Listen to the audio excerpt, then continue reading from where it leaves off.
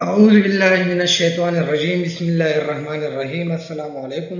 امید ہے کہ آپ ٹھیک ہوں گے، اللہ آپ کو ٹھیک اور صحتیاب رکھے۔ میں ہوں اصل اقبال احساس اور آپ دیکھ رہے ہیں اردو زبان۔ اور جیسے کہ آپ کے علم میں ہے کہ جماعت دہم کی اردو کتاب میں دی گئی نظم آزادی کا ہم آج کل شرح کر رہے ہیں، تو آج ہم اسی نظم کا شعر نمبر 8 جو ہے وہ پڑھیں گے اور اس کی شرح کرنے کی کوشش کریں گے۔ تو آ جاتے ہیں شعر کی طرف۔ شعر ہے: ابھی طوق سلاسل میں ہیں آزادی کے دیوانے، ابھی طوق سلاسل میں ہیں آزادی کے دیوانے، مگر زنداں کے دروازے پہ ہے تصویری آزادی۔ تو یہ جو ہے یہ شعر دیا گیا ہے۔ ہم آ جاتے اس میں جو مشکل الفاظ ہیں وہ ذرا دیکھ لیتے ہیں۔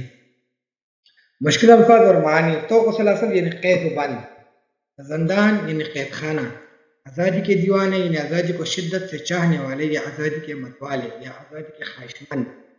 تو یہ وہ مشکل الفاظ ہے جو کہ مجھے لگے کہ اس شعر میں مشکل ہے، میں نے یہاں لکھ دیے ہیں، یہاں سے آپ نوٹ کر سکتے ہیں۔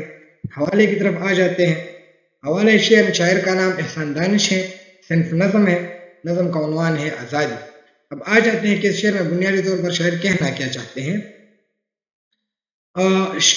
شرح فن محاسن، اس میں طوق سلاسل جو ہے وہ مرکبی عاطفی ہے، یعنی وہ دو الفاظ جو اور یا وہ کے ذریعے مل جائے تو اس کو مرکبی عاطفی کہتے ہیں۔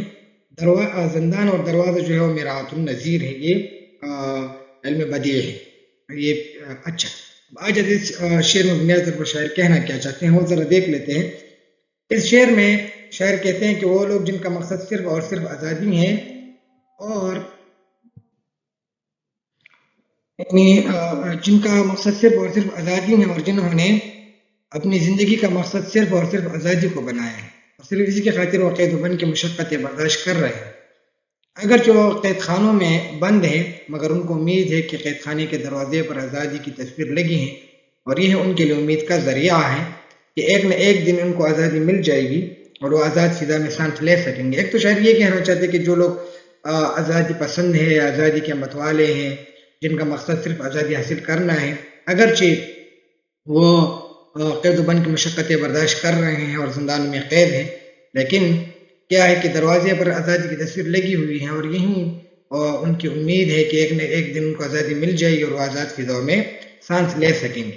یا شاعر یہ بھی کہنا چاہتے ہیں کہ آزادی کے متوالے کی گردنوں میں اب غلامی کا طوق اور پاؤں میں زنجیریں ہیں اور اصل آزادی سے محروم ہے اور پورا ملک ایک قید خانہ بنا ہوا ہے جس کے دروازے پر آزادی کی تصویر لگائی گئی ہے اور عوام کو دھوکہ دیا جا رہا ہے۔ یہ بھی ہو سکتا ہے کہ شاعر کا یہ مقصد ہو کہ وہ یہ کہنا چاہتے ہوں کہ اب جو آزادی کے متوالے ہیں وہ قید ہیں، ان کے پاؤں میں زنجیریں ہیں، صحیح، اور وہ غلام بھی بن چکے ہیں اور وہ اصل آزادی سے محروم ہے اور پورا ملک جو ہے وہ ایک قید خانے کی تصویر جو ہے وہ پیش کر رہی ہیں اور اس کے دروازے پر، پورے ملک کے دروازے پر جو ہے وہ آزادی کی تصویر لگائی گئی ہیں۔